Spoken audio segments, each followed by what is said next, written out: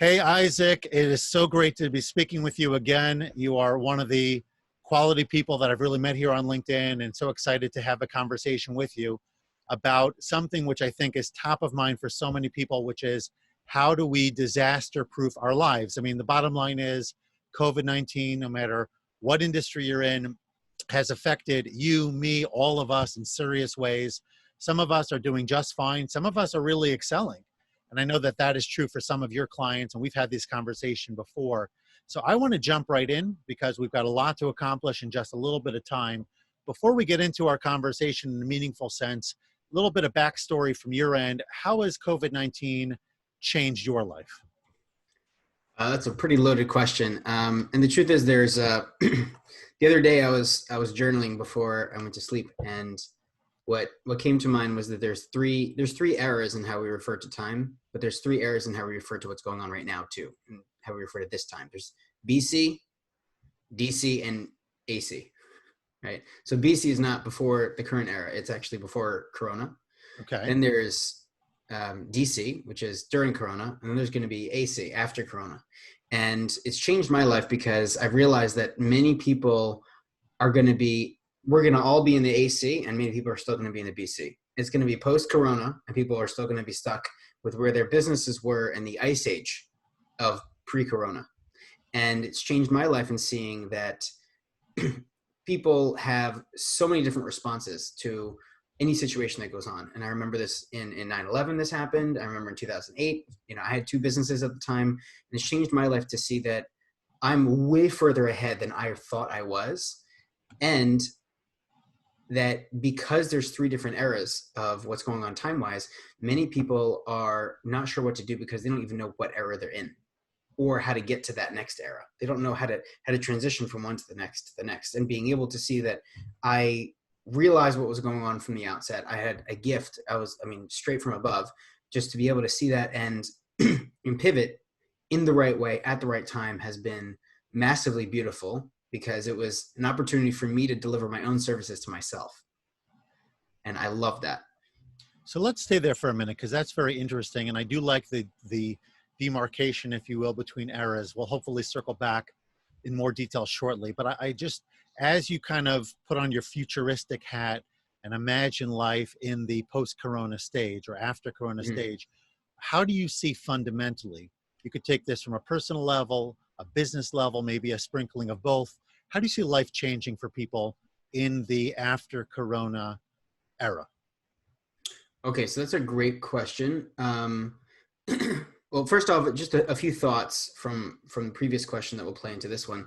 One of the ways this changed my life, and I think will either change people's lives for the positive or help, or other people who don't rise to the occasion will really sink from this, is really that faith is a concept. Emunah, faith, whatever someone's religious beliefs are, whatever someone's God beliefs are, faith is a concept until the rubber hits the road. And then it's either real or it's not. A practical faith is what people are being tested with right now. When there's minimum amount of money coming in and they need to pay the bills. When there's all the things that they kind of had in their routine that was just working for them are thrown out the window, what is the core foundation of what's really going on?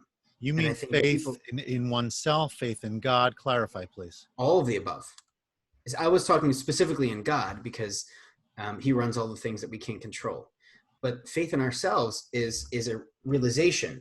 So in terms of how I see this post-COVID-19 is that there's going to be a transformation of people who have a new level or a deepened level of faith in themselves and didn't realize that they had what it takes. But when the rubber hit the road, they really did have what it takes. And they realized that, wow, all these people that I was looking at as like they were, this echelon unto themselves, I'm really able to rise to the occasion. I mean, I have a client who in the last 4 weeks sold almost 10 times what he was selling the same month last year.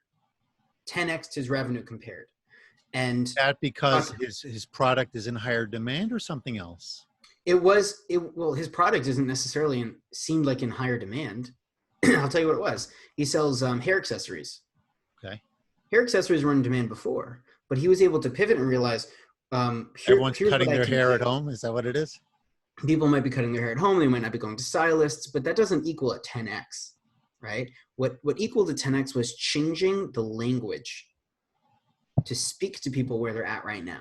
Because people were buying the products before, but now they're buying the products more because you changed the language of how you were speaking to them. And so it changed my life to realize what's truly essential and what's not. It's going to change people's lives when they realize, and they're realizing right now, right, that post-corona and during corona, they're being told by the economy, by their buyers, by their customers or clients, whether their business is truly essential or not. Yeah. And on a personal level, we're realizing what's truly essential and what's not. All those errands that we were so busy with, were those truly essential? All the people that we would go here, and people weren't home at night all the time because they were running here, there, and every possible occasion. And now they're spending 2 hours at night with their spouse or their kids or their loved one or on themselves. And we're starting to realize what's actually essential. Yeah, it's so interesting. We're running short on time, and there's a big question I still have to ask you, but I think Yeah. you hit on the last one that I was going to ask you. So I'm going to sort of check off that box, and that is the idea, the biggest lesson that COVID-19 has taught you. I don't know if this is what you were going to answer, but I think you hit on something important there where you talked about, a reorientation, if you will, of what's important, Yeah. understanding, what your true abilities are, being kind of forced in a way into a new normal, and as a result having to step up, whether that's Yeah. stepping up in Step terms up. of family, stepping up in terms of business. So let's stay there in a little bit of a different way, because I'm talking to different people, and you specifically, I know, as a business coach, have a lot to share specifically about helping people identify um, proper, not just marketing, but everything relating to product, services, their business, making sure that everything operates in an effective way, and specifically how to disaster proof your products and services so that no matter what is going on in the marketplace around you, you can still sell, you can still 10x or multiply your business, whatever variable we're talking about. So what are three lessons? And this will be the last thing, the three things that people maybe could have been doing differently, certainly should be doing moving forward, that are going to help them be more resilient no matter what the economy or life in general throws at them. Okay, great question. So first of all, the first thing for people to consider what they can do differently during and post pandemic is realizing that COVID is its own economy, but it's an economy of survival of the fittest. And so before, many people had a fair weather business, which meant as long as the sky is sunny and people are buying, things are great, right? Business is great when things are great, but when things aren't so great, suddenly business isn't great. Now you have a lot of businesses, and thankfully I have clients like this too, who really, really skyrocketed. So this is not just about being recession proof. It's about what's the poof that you can, right? The magic inside of the recession or inside of a pandemic, because some people are really thriving. So the first thing to realize is even if you're not thriving right now, that doesn't mean that you can't be thriving. Because if you look around, people in almost every industry are doing crazy good. Very important. Yeah.